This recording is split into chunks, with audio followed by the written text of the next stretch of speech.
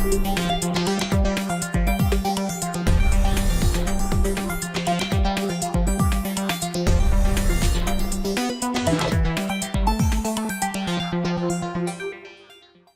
কর্মসপ্তাহ শুরু হলো আজ। দেশের অর্থনীতি একটি আনকোরা সপ্তাহ শুরুর আগে কোন অবস্থানে আছে?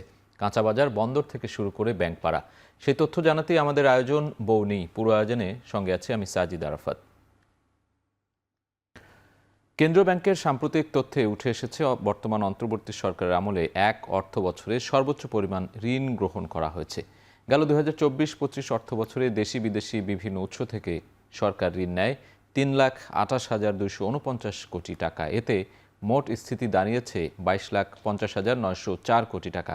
আমরা সেটির একটি বিস্তারিত কার্ড করেছি। সেই বছরভিত্তিক যে ঋণ গ্রহণের কথা বলছিলাম, যেটি সর্বোচ্চ পর্যায়ে আছে এখন, সেটি আমরা একটু দেখে নেব। বছরভিত্তিক 2019-20 অর্থ বছরে আমরা দেখছি 10,22,000 কোটি টাকা ঋণ গ্রহণের পরিমাণ ছিল এবং পরবর্তীতে 2020-21 অর্থ বছরে আমরা দেখছি সেটি কিন্তু বেড়ে গিয়েছে 11,76,000 কোটি টাকা এবং পর্যায়ক্রমে 2021-22 অর্থ বছরে এসে সেটির পরিমাণ হয়েছে 14,26,000 কোটি টাকা।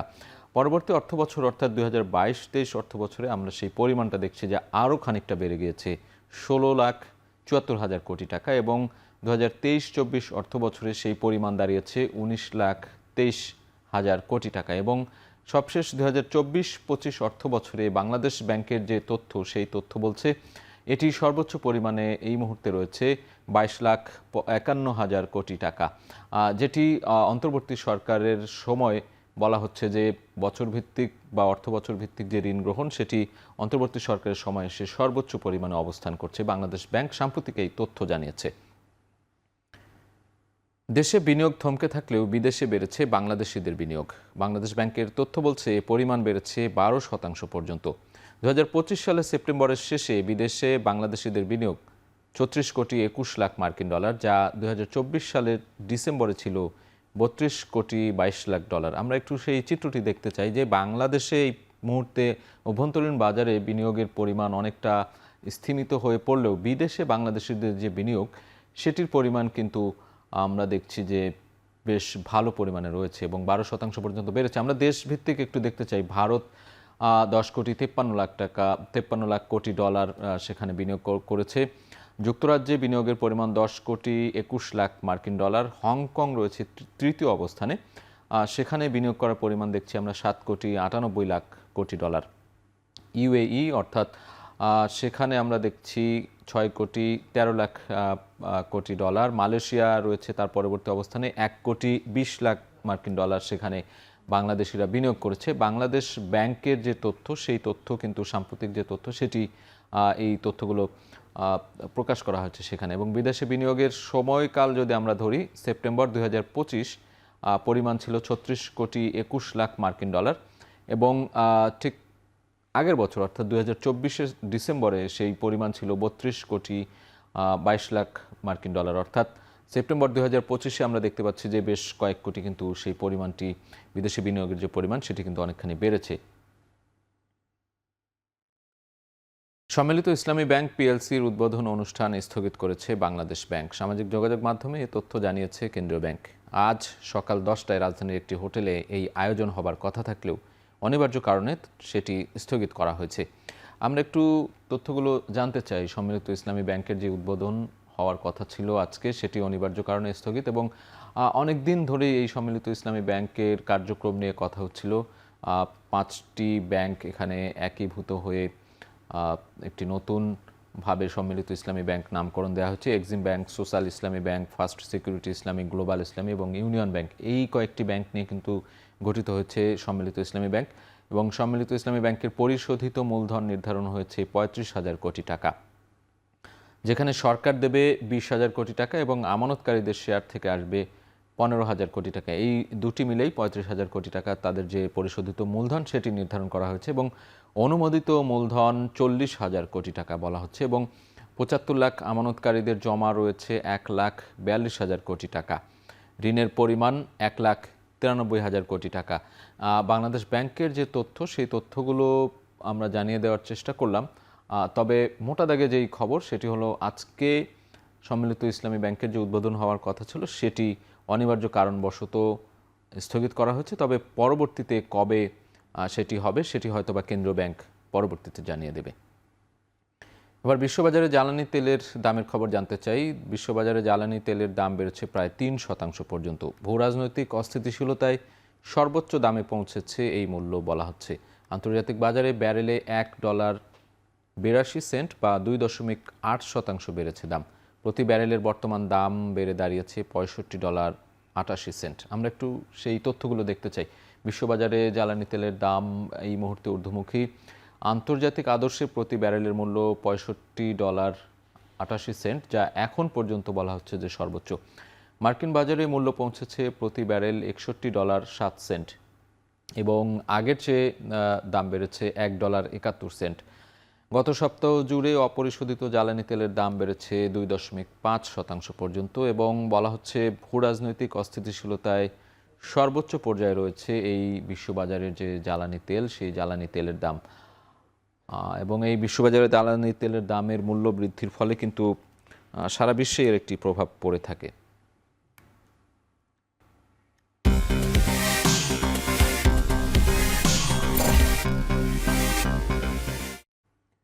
সপ্তাহ শুরুতে ঢাকা স্টক এক্সচেঞ্জ ডিএসইতে লেনদেন চলছে। সবশেষ অবস্থা জানতে আমরা ডিএসইর ওয়েবসাইট দেখে নেব। আমরা একটু দেখতে চাই আজকে সপ্তাহের শুরুর দিন ঢাকা স্টক এক্সচেঞ্জে যে লেনদেন চলছে। আমরা এক নজরে প্রত্যেকটা লেনদেনের পরিমাণ একটু দেখতে চাই। ডিএসই এক্স ইন্ডেক্সে আমরা সূচকের পরিমাণ দেখছি 5092 পয়েন্ট, যেটি এখন পর্যন্ত নিম্নমুখী রয়েছে আমরা দেখছি, এবং 1:34 এখন ঘড়িতে।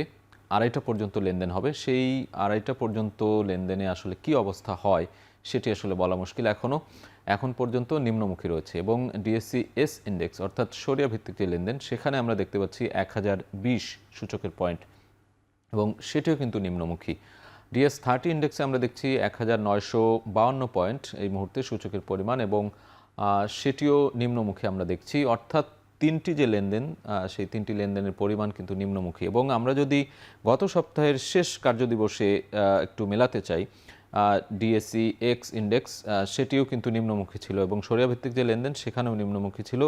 5099 পয়েন্ট ছিল সূচক এবং সেটি ডিএস এক্স ইন্ডেক্স, আজকে সেটি 5090, অর্থাৎ গত সপ্তাহের শেষ কার্যদিবসের চেয়েও কিন্তু এখনও কম দেখছি আমরা লেনদেনের পরিমাণ। এবং সরিয়া ভিত্তিক যে লেনদেন 1025 পয়েন্ট ছিল গত সপ্তাহের শেষ দিন অর্থাৎ বৃহস্পতিবার, আজকে রোববার সেটি কিন্তু 1020 পয়েন্ট এখন পর্যন্ত আমরা দেখছি। অর্থাৎ গত সপ্তাহের শেষ কার্যদিবসের চেয়েও কিন্তু আজকে অনেকখানি কম লেনদেন হয়েছে।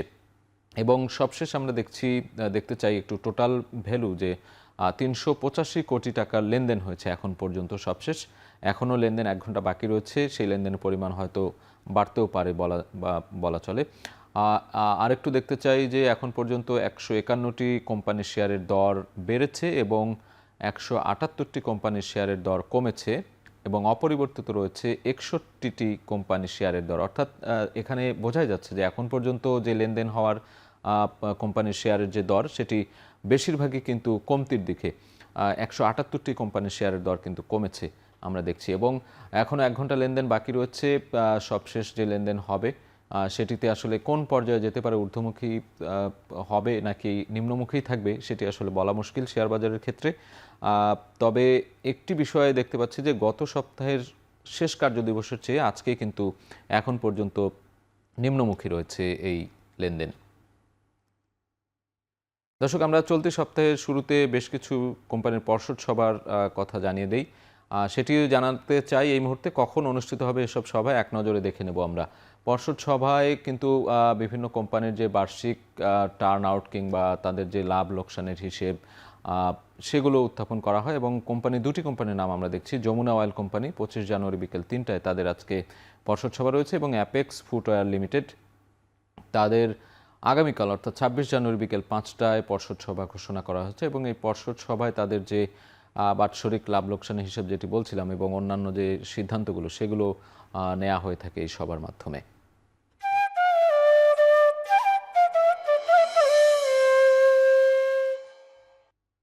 কুষ্টিয়ায় বেড়েছে সব ধরনের চালের দাম। কেজিতে 2 থেকে 3 টাকা পর্যন্ত বেড়েছে দাম। এ নিয়ে আরও জানাতে কুষ্টিয়া পৌর চাল বাজার থেকে যুক্ত হচ্ছেন সহকর্মী মেজবাহ উদ্দিন পলাশ। আমরা পলাশের সাথে যুক্ত হতে চাই। পলাশ, আমরা বলছিলাম যে চালের দাম বাড়ছে, কেন বাড়ছে, কী কারণে এবং সেখানকার প্রশাসন কি বলছে, ব্যবসায়ী এবং ক্রেতাদের মনোভাব কী?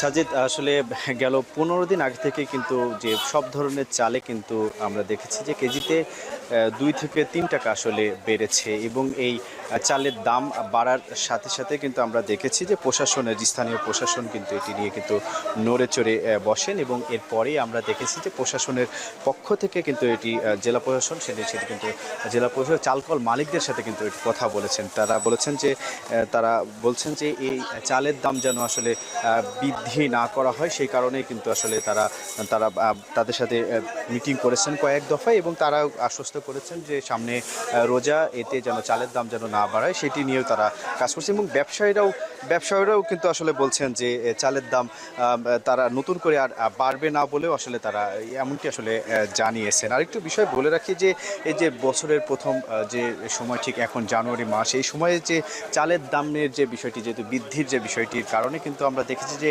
যারা ক্রেতা রয়েছেন তারা বেশ বিপাকে পড়েছেন। তারা বলছেন যে চালের দাম ঠিক এই সময় আসলে দাম বাড়ার যে বিষয় নিয়ে কিন্তু তারা বেশ অসন্তোষ প্রকাশ করেছেন। তারা বলছেন যে নিয়মিত যে বাজার মনিটরিংটা যদি আসলে ঠিকঠাক মতো আসলে হতো, এই ক্ষেত্রে কিন্তু এই সুফলটা কিন্তু এই যে সাধারণ যারা ক্রেতা রয়েছেন তারা কিন্তু এটি পেতে পারতেন বলে এরকমটি আসলে জানিয়েছেন। আরেকটি বিষয়টা আসলে যে দেখি যে মিনিকেট চাল, সেটির দাম কিন্তু আমরা দেখেছি যে 76 টাকা, এবং কাজল লতা সেটি বিক্রয় হচ্ছে সেটি 68 টাকা, এবং এছাড়াও যে আটাশ সেটি বিক্রয় হচ্ছে 52 থেকে 53 টাকা। এছাড়াও যে বাসমতি সেটিও আমরা দেখেছি যে 90 টাকা দরে আসলে বিক্রয় হচ্ছে। মূলত চালের দামের বিষয়টা নিয়ে কিন্তু আমরা দেখেছি স্থানীয় যে বাজারা, আমি এই নিয়ে কিন্তু মিলারদের সাথেও কথা বলেছি। মিলাররা বলছেন যে ধানের দাম আসলে বেশি, এবং ধানের দামের বেশির কারণে কিন্তু চালের দামটি আসলে তারা বাড়িয়েছিলেন। তবে নতুন করে তারা, যেহেতু আমি কৃষক পর্যায়ে কিন্তু খোঁজ নিয়েছি, হাটগুলোতে ঘুরেছি,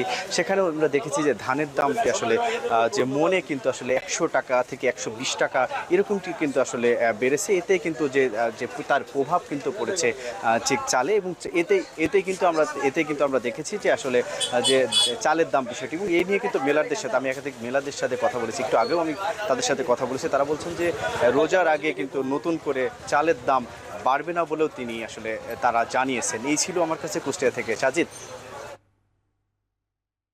কুষ্টিয়া থেকে চালের বাজারের খবর জানাচ্ছিলেন সহকর্মী মেজবাহ উদ্দিন পলাশ। এদিকে হিলি স্থলবন্দর দিয়ে ভারত থেকে শুরু হয়েছে চাল আমদানি হচ্ছে শম্পা কাটারি জাতের চাল। কেজিতে দাম কমেছে 4 থেকে 5 টাকা পর্যন্ত। এ বিষয়ে বিস্তারিত জানাতে হিলি স্থলবন্দর থেকে সরাসরি যুক্ত হচ্ছেন সহকর্মী সোহেল রানা। সোহেল, কি ধরনের চাল সেখান থেকে আমদানি হচ্ছে ভারত থেকে, এবং এই আমদানি কি পরিমাণ হতে পারে, এবং এই আমদানি হওয়ার ফলে বাজারে দাম কমবে কিনা বা কি প্রভাব পড়তে পারে, জানাবেন বিস্তারিত। সাজেদ, গেল 18 জানুয়ারি সরকার 2 লাখ টন চাল আমদানির একটি সিদ্ধান্ত নেয়। এরপরে কিন্তু হিল স্থলবন্দরে যারা আমদানিকারক রয়েছেন তারা কিন্তু বেশ জোরসোর ভাবে প্রস্তুতি নেয়, এবং প্রস্তুতি নিয়ে প্রায় অনুমতি পাবার 3 দিনের মাথায় কিন্তু তারা কিন্তু চাল আমদানি শুরু করে গেল 21 জানুয়ারি কিন্তু হিলি স্থলবন্দর দিয়ে। এবং হিলি স্থলবন্দর দিয়ে গেল 21 জানুয়ারি থেকে এখন পর্যন্ত এই গত 3 দিনে প্রায় 1,500 টন কিন্তু ভারত থেকে চাল আমদানি হয়েছে। এই চালগুলোর মধ্যে বিশেষ করে সরু জাতের যে সম্পা কাটারি চাল রয়েছে সেটি কিন্তু আমদানি হচ্ছে, এবং দাম যেটি আমরা দেখছি যে আমদানি শুরুর দিন থেকে দাম প্রায় কেজিতে 4 থেকে 5 টাকা কম দামে কিন্তু বন্দরে বিক্রি হচ্ছে, এবং সেটি বাজারেও এখন বেশ প্রভাব পড়েছে আমরা দেখেছি। তবে এখন পর্যন্ত বন্দর দিয়ে স্বর্ণা 5 জাতের যে চাল রয়েছে সেটি কিন্তু আমদানি হয়নি বলে কিন্তু বন্দরের যারা ব্যবসায়ী রয়েছেন তারা কিন্তু বলছেন। আমি যদি দামের বিষয়ে আপনাকে একটু বলি, যে সম্পাকারের যে চালটি রয়েছে সেটি কিন্তু আমদানি শুরুর আগেও কিন্তু অসাধু যারা ব্যবসায়ী রয়েছেন তারা সিন্ডিকেটের মাধ্যমে প্রায় 77 থেকে 71 টাকা কেজি দরে বিক্রি করেছিলেন। সেটি এখন কেজিতে 4 টাকা থেকে 5 টাকা কমে বিক্রি হচ্ছে খুচরা বাজারে 64 থেকে 65 টাকা কেজি দরে, এবং বন্দরে সেটি পাইকারিতে আমরা বিক্রি করতে দেখছি যে মানভেদে 62 থেকে 63 টাকা কেজি দরে। এই যে দামের যে পার্থক্যটা সেটি কিন্তু বন্দরের ব্যবসায়ী এবং যারা সাধারণ ক্রেতা রয়েছেন সবার মাঝে কিন্তু বেশ একটা স্বস্তি এনেছে। সাধারণ মানুষ যারা রয়েছেন তারা বলছেন যে আসলে সরকার সবসময় আমদানি নির্ভরতায় না থাকলে অসাধু ব্যবসায়ীরা যখন সিন্ডিকেটে দাম বাড়িয়ে দেয় তখন তাদের চাল কিনতে বেশ নাবিশ্বাস হয়ে যায়, যার কারণে সরকারের পক্ষ থেকে তাদের পক্ষ থেকে বারবার দাবি যে আসলে সরকার কঠোরভাবে এই চাল আমদানি নিয়ন্ত্রণ, বাজার নিয়ন্ত্রণ সেটি যদি তদারকি করে তাহলে তো বাজার নিয়ন্ত্রণে থাকবে এবং দামের যে বিষয়টি সেটিও কিন্তু বেশ নিয়ন্ত্রণে থাকবে বলে কিন্তু তাদের পক্ষ থেকে বারবার করে দাবি জানানো হয়। এবং আমি হিল স্থলবন্দরের ব্যবসায়ীদের সাথে কথা বলছি, তারা বলছেন যে আসলে দেশীয় বাজারে চালের দামটি কমে যাবার কারণে আমদানির যে গতি সেটিও কিন্তু বেশ কম হচ্ছে বন্দরে। কারণ আগে ৭৫ থেকে প্রায় ৭৭ ট্রাক চাল এখানে এই বন্দর দিয়ে আমদানি হতো, সেটি এখন কমে আমদানি হচ্ছে 10 থেকে 15 ট্রাক। এটি আরো বাড়লে দাম আরো বেশ নিয়ন্ত্রণে আসবে এমন কিন্তু এখানকার ব্যবসায়ী যারা রয়েছেন তারা কিন্তু বলছেন। তবে সবচাইতে বড় বিষয় হচ্ছে যে এখন পর্যন্ত স্বর্ণা ৫ জাতের যে মোটা চাল রয়েছে সেটি আমদানি না হবার কারণে যারা নিম্ন আয়ের মানুষ রয়েছেন সেই দামটির চালের কিন্তু এখনো দামের কোনো তারতম্য